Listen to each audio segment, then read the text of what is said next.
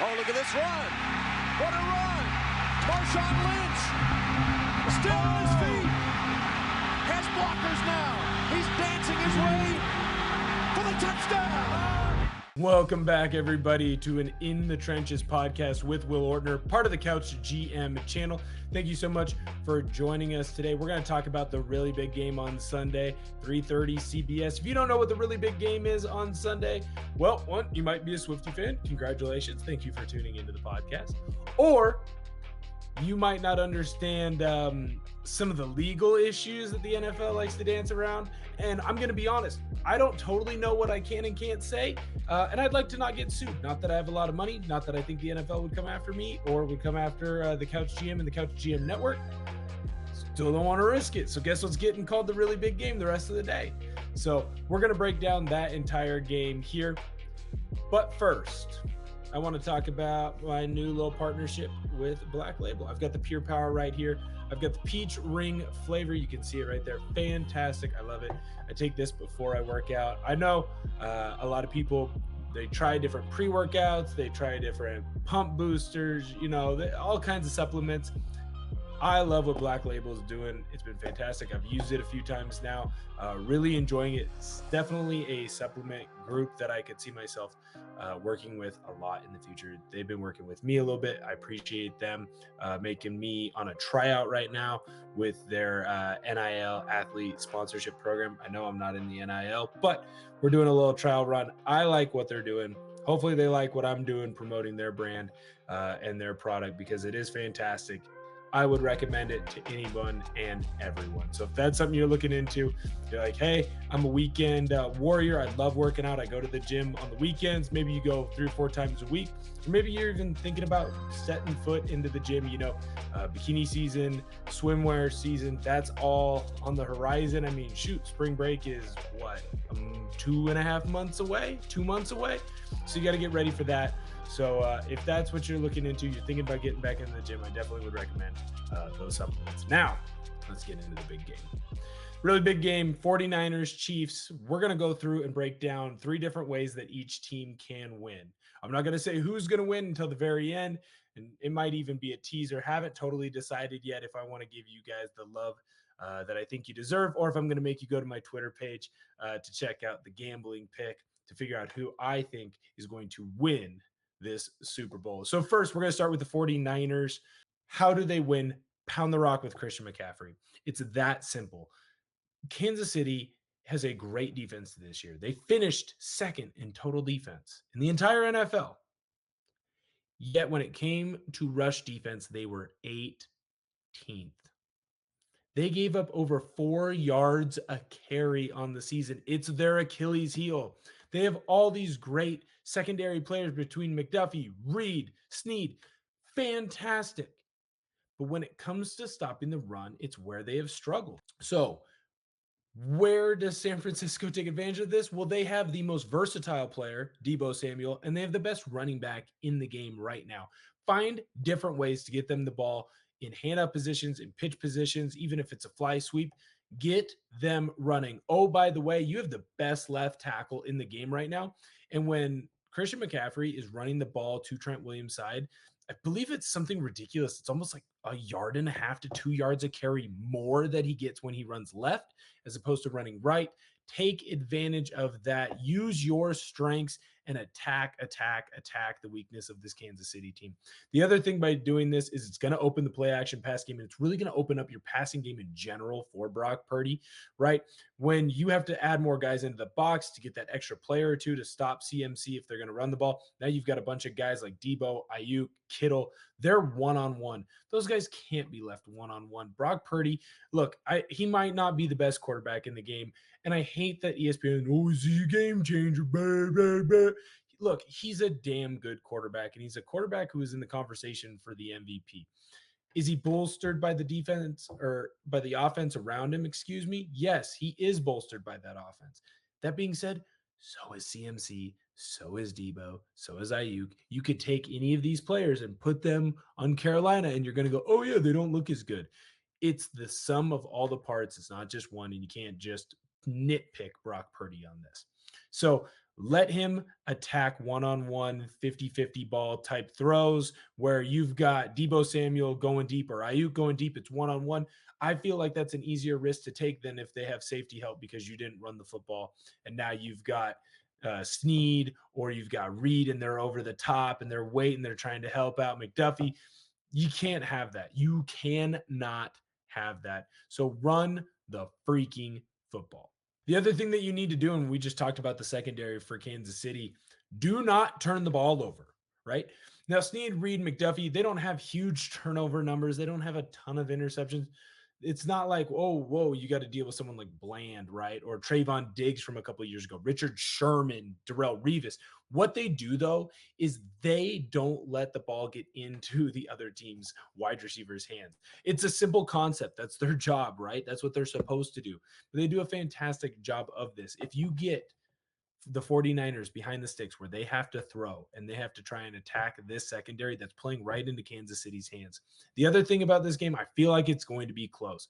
I don't think it's going to be Seahawks versus Denver where it's a blowout and it doesn't matter, if your quarterback turns the ball over once or twice. I think this is going to be a close game and it's going to be a fast game because of the way that both teams are going to run the football. That's a teaser for Kansas City later. You're going to want to make sure you remember that. But you're going to have to throw the ball to win this game, and you need to make sure that you don't commit the costly turnover. It really does feel like a little bit of Kansas City against Baltimore. That game is close. I know Kansas City started off hot, but then that Baltimore defense, they figured out how to stop them. The big difference in that game is Zay Flowers' fumble. If Zay Flowers does not fumble that ball, all of a sudden it looks like that game might be tied. If Lamar Jackson doesn't throw that interception in the end zone, where it's like, dude, you're throwing into triple coverage into Isaiah Likely, that cannot happen. If those things don't happen, we're talking about that football game in a much different light. I feel like this game could be the same way. Do not turn the ball over.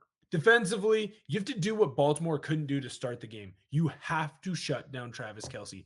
I still think everything revolves around Kelce. Early on this season, halfway through the season to the end of the season, right? It was, what's the deal with Travis Kelce? Early, he's got some injuries. In the middle, it's like, man, he's not performing the way he was supposed to. He didn't get to 1,000 yards this year. What's the deal? And then you get into the playoffs, and aside from the 3 drops against the Miami Dolphins, when it was like, what? Negative temperatures. I'm not knocking anybody for not catching the football. I mean, shoot, you could look at his hands after the game. They were cut up. It looked like he had been in a UFC fight. If you can shut down Kelce, a man who seems possessed this postseason because he knows how big it could be, one, for his legacy, but he knows that he really only has maybe 2 more cracks at this at all. He wants that ring. He wants to be considered in that Mount Rushmore of tight ends conversation, which I think he's cemented himself in. But now we're talking about him possibly being the GOAT. Is he the best of all time? So can you go out and stop him? If you can go out and attack and stop Kelce and then attack Thuney or his replacement, right? Because Joe Thuney, he was your right guard. He had some issues. He has a beat up pec. I think it's a strain. I don't think he completely tore it. It was a strain. He didn't play against Baltimore. His backup journeyman guy struggled a little bit. So if you can shut down Kelce and then you can attack Joe Thuney or Thuney's replacement and get into the backfield and beat him up, go after those guys with Armstead and Hargrave and Warner and Greenlaw. If you can do those things, I think it's going to shut down Kansas City's pass game and their rush game. And then it becomes, can Isaiah Pacheco be a superhuman? Or is it all on Patrick Mahomes and he has to figure out a way to will this team to victory? Because if you shut down Kelce, all he has is Rice. And then all of a sudden you can key in on Rice a little bit more. Now you're putting a lot of trust in a very young player, or you're putting trust in MVS or any of the other wide receivers. That gets scary. If you can beat up on that Thuney replacement, you are getting pressure in Patrick Mahomes' face right down the middle. What did we see in the college football playoff? The minute they got to the national championship game and Michigan got pressure up the middle on Penix, he faltered. Now, Mahomes is not Penix, and he's done a great job of not faltering, or at least making plays out of nothing in a backyard sense when he's gotten pressure in his face. But if you do that play after play after play, Mahomes is going to miss people. I don't care that he is the best quarterback in football right now. Some are saying he has the chance to be the best ever. If you get that pressure in his face, and you can do it with Hargrave, with Armstead, with linebacker blitzes from Greenlaw or Warner, it completely changes the game. When you look at how Kansas City could win this game, it's so funny. We just talked about it with the 49ers. Run the football, control the ball with Pacheco. When I look at this game, where do the 49ers struggle? It's not an entire rush defense like Kansas City, but they struggle on the edges. Look at what Detroit did them, especially early in the game. They attacked the edges with Gibbs, with Montgomery, and they even had a couple trick plays up their sleeves for like Jameson Williams. The first touchdown, it's attacking the edge. Now it's different, right? Detroit had the best right tackle and the best, well, second best left tackle in that game. Honestly, the first best right tackle, second best left tackle in the rest of the playoffs at that point. That's not what Kansas City has in their tackles. In fact, when you look at their offensive line, that's where the weak point is. But with Creed, if he can, set that offense up at center, Mahomes reads the defense, looks, hey, now we've got an opportunity here to attack this, or Creed is able to handle a lot of one-on-one blocks, that's going to lead to the guards being able to help out the tackles. And that's where you can really attack that edge of the defense of this 49ers team. Detroit was able to do it with Decker and with Sewell all by themselves. You're going to need a little bit of extra help on that outside with the Kansas City Chiefs because they just don't have those same caliber tackles. In fact, most teams don't have two tackles that are as good as Decker and as good as Sewell. They might be the best tackle tandem out in the NFL right now. But if Pacheco, who runs angry, who is going to get the ball, a guy that I think you should look hard at his overs on carries and at rushing yards, if he can attack the edges, all of a sudden KC can win this game. That's why I think this game is going to go fast.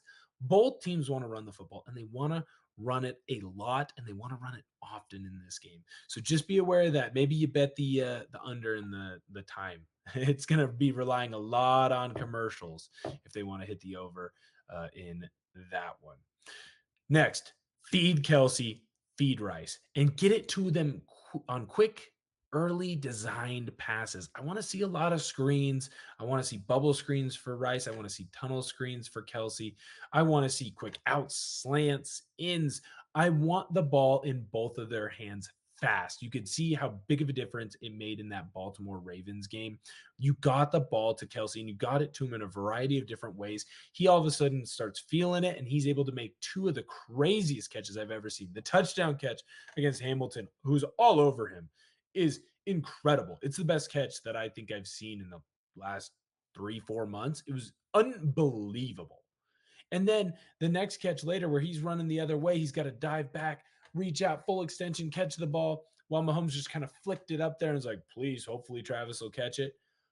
Great. Feed him early so he starts to feel himself and he's able to do these things. With Rice, I think it's more of a confidence thing. This is a big game. This is Rice's first real big test like this. Get the ball to Rice and get it to him early. Get it on those quick smoke screens, those tunnel screens, those bubble screens. Just get the ball in his hands and let him go out and make plays. I think if you're able to do this, that's going to build up his confidence. And when you need him most on a big time catch, he's going to show up. Get the ball to Rice and Kelce early. Defensively, you have to stop the run and you have to do it without adding too many guys into the box. I know you have a great secondary. I mean, McDuffie has been absolutely nails for you in that corner position. Snead was fantastic. He gave up one big catch. Guess what? Next play, he knocks that ball out against Baltimore. Huge. And they've been fantastic all season long. I don't love putting your DBs on an island all game long.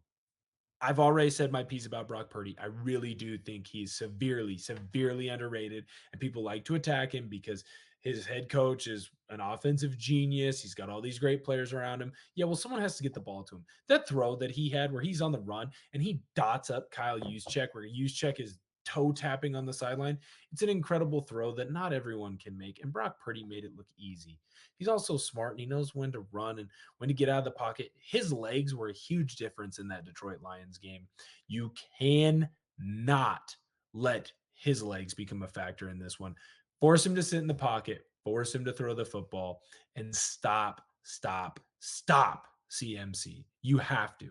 You have to come up with a game plan, whether it's with a bunch of different stunts, if it's line movement, stems, blitzes, run blitzes, whatever you got to do.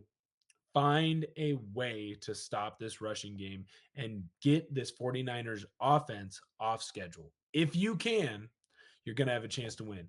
If CMC can run it down your throat, you are going to have to pray to your Lord and Savior, Patrick Mahomes, to carry your ass to victory.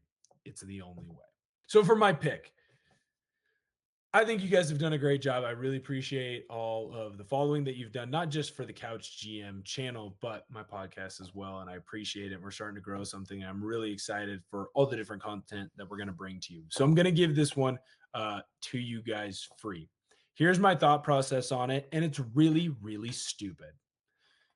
When you look down the line and you start naming dudes, the 49ers have more dudes. You look at their offense, you look at their defense. I mean, Greenlaw, Warner, you've got Hargrave, Armstead, Bosa, Young. In the back end, Ward's been fantastic for you, right? Then all of a sudden you look on the offense. I mean, Kittle, Debo, Ayuk, Purdy, CMC, Trent Williams. You just have dogs all the way around. You start looking at the Kansas City team. Well, you got Mahomes, you got Kelsey. Do you want to throw in Pacheco there? Do you want to throw in Rice there? Are they really dogs, man? They're dogs in training. They're on the way, maybe. I think Creed Humphrey is a dog, but how much can your center really do, right? Like he can do a great job of setting the scheme and helping guys and getting blocks and moving that interior D line. But, you go down the list. When has there ever been a team where it's like, they didn't have any good skill players, but their offensive line really won them that title? You can have these good offensive linemen and they're dudes, but it just doesn't always equate to that victory. You look on the defense and it's Chris Jones and you've got Reed and you've got McDuffie, you got Snead in there. And it's like, well, okay. Are there other guys that you want to put in? And no, they're probably not. So then you start looking at it. It's like, okay, well, 49ers have more dudes. Shanahan's had his issues, but he's really proven this postseason that not only can he win, he can find a way to win from behind. It seems like if it's not now, it's never for this 49er team, but I can't go with them. And it's because of one person, and he's at the quarterback position, and it's Mahomes. And if I lose this game and I lose this pick and I lose this bet and I lose multiple bets because I got him on the money line and I got him plus money or +2, right? I got money line plus money. I can live with it. I can live losing betting Patrick Mahomes because of what he is and what he seems to do. I remember being iffy when they played the Dolphins. Dude looked fantastic, dominated. I remember being kind of wishy-washy when they played Buffalo, found a way to win. I remember being iffy. I bet Baltimore. I thought there was no chance that they would win. Yet they found a way to pull it out. And they pulled it out because that dude put the team on his back. And there's something about when the lights are the brightest, when the moments are the biggest, who can go out there and win? And at the end of the day, I think this game is going to be close. And that's not an attack, and I'm not here to put down Brock Purdy. But when I look at this game, if it's a one-score game, who do I want with the ball in their hands at the end of the game? It's obvious. It's Patrick Mahomes. And anyone who says it's not Patrick Mahomes is a liar. I mean, even from a play calling perspective, how can you say that you want Shanahan with the game on the line? Yeah, you can look at the two big games, big scores that they had against Detroit and against Green Bay, where, hey, it's close. They found a way to get a victory. But do you trust them to do that when the lights are the brightest? You've seen him fail. You've seen him fail in this spot multiple times. Do you trust them? If I go down with Patrick Mahomes, I think I can live with that. I think I can. I really, really think I can. I don't know that I could live with that if I was Shanahan. We'll see. I can't wait. It's going to be a fantastic game. Make sure to tune in. I don't know. We haven't scheduled it yet, but Connor and I, we're going to do a live stream after the really big game, and we're going to break down and talk about all the big key news and notes. It's going to be fantastic. So make sure that you're paying attention to the Couch GM on Twitter, on Instagram, and on YouTube. I'm sure he's going to post out a link for that as soon as he can. And then remember to go and follow me at Will Ortner, all lowercase, on X/Twitter whichever you prefer to call it, and on Instagram. And as always, thank you guys so much for tuning in. Please remember to like and subscribe. Oh, look at this run. What a run. Marshawn Lynch still on his feet. Has blockers now. He's dancing his way for the touchdown.